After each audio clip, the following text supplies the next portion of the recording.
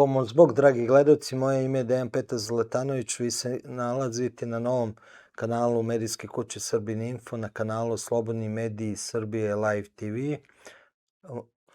S nama je narodni poslanik Branko Lukić. Pomaže Bog i dobar dan, Branko. Bog pomogao, Dejane. Gospodine Lukiću, kako komentarišete, pre svega i kao pravnik, ne samo kao narodni poslanik, ovu inicijativu predsjednika Srbije oko onog njegovog sajta Ko si ti bre, gde ljudi prijavljuju neka razna nepočinstva, prekršaje zakone.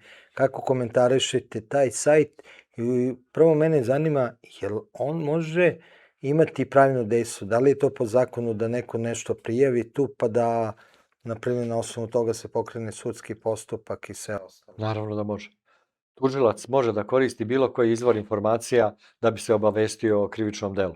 Dakle, može lično da čuje, može da pročita u medijima, elektronskim medijima, da mu neko prijavi pismeno. Svi izvori informacija su tužiocu dovoljno dobri da pokrene makar preliminarnu istragu, da da nalog policiji, da vidi da li tu ima nekakvog smisla, neke srži. Dakle, može, naravno da može. Ali ko će to toliko da obradi? Toliko ima pritužbi na tom kanalu, ja mislim da će vrlo brzo od toga da se odustane.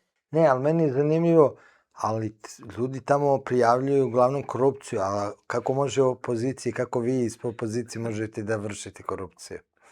Pa kako, mi ne možemo da vršimo korupciju, mi nemamo mogućnost čak i kad bismo hteli, jel tako? Da. To je nemoguće, po meni. Znači, njegovi ljudi su prijavljeni. Pa samo njegovi ljudi, ko drugi. A kako onda komentarišete to da on tera narod da tuži, da govori i da prijavljuje njegove ljude? Pa znate šta? On je svestan da će te prijave kad tad doći na red. Možda se sprema da drži neke druge u šaci, pošto zna da njega neki drže u šaci. Recimo, to je sad neko razmišljanje. Ja ne znam uopšte koja je namjera bila toga. Postoji mogućnost i ova. Možda za nešto on i ne zna.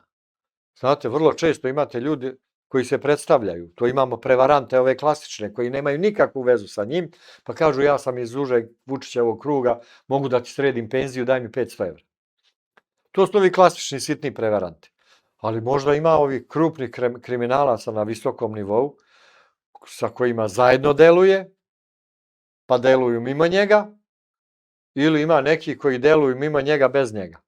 A možda i to hoće da pokupi. Ne znam, mislim, to je sve nagađanje. Ne, a da li to može povezano i sa ovim ubistvom 27, u restoranu 27? U smislu da je izgubio kontrolu na terenu?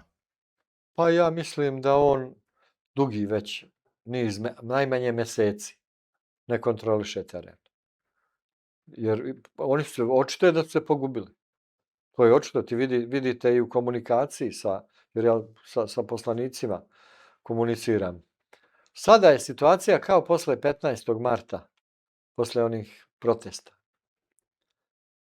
Unezvereni su. Tad su bili isto unezvereni. Sad su ponovo unezvereni. U njima se vidi nelagoda, nemir. Mislim, svesni su da dolazi kraj. A dosta njih se ogrešilo o zakon. Sad ne vidim razlog da neko se plaši ko se nije ogrešio o zakon, ali i takvi ljudi znaju da će neko možda da ih poistoveti, pa se i oni plaše.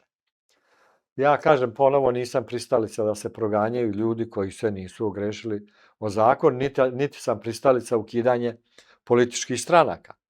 Politička stranka će biti ukinuta kad više ne bude imala podršku u narodu. Ne treba ju gasiti pravno, ona faktički umire. Mi danas imamo 120 političkih partija registrovanih u Srbiji. Koliko je aktivno. Dakle, te druge koje su neaktivne, one su ugašene. Od njih nema više niko, više im niko ne daje poverenje. Tako se gasi politička partija. A ne dekretom, ne izglasavanjem u Skupštini da je neko zabranjen. Ja nisam za to, verujte mi. Ja sam uvek da imamo više opcija. Pa, narod uvek ima vlast kakvu zaslužuje. Ukoliko ovaj narod misli da mu je dobro pod vlašću Aleksandra Vučića, SNS-a, SPS koalicije, šta ja mogu tu da uradim što taj narod glasa za tu koaliciju? Ne možete ništa. I imaju vlast kakvu zaslužuju. Jer za ovu vlast, sadašnju, nisu glasali Marsovci. Glasali su stanovnici Srbije.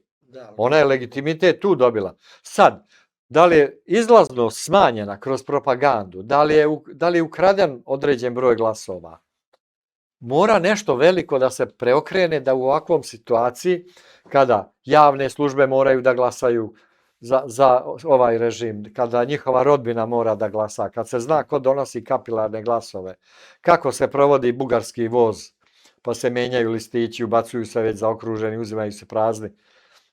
Ja znam da ima marifetluka razni, da ima raznih zloupotreba.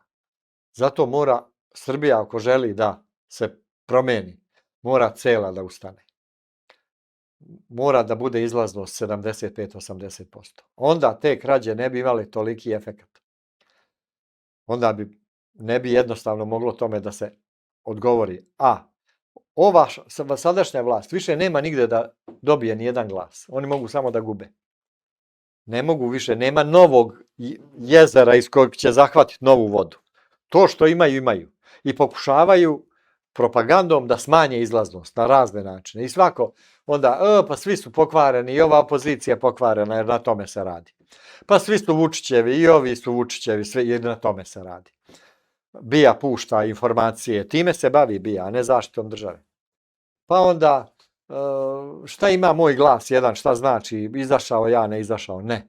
Upravo taj glas znači, ukoliko hoćemo nešto da se promeni, ne možemo da budemo inertni, jer ako izađe 54%, a Vučić osvoji od toga manje od pola, pa onda on vlada sa 18-19% građana Srbije, je tako? 40-20 i onda ta krađa je mnogo značajnija u tom manjem broju.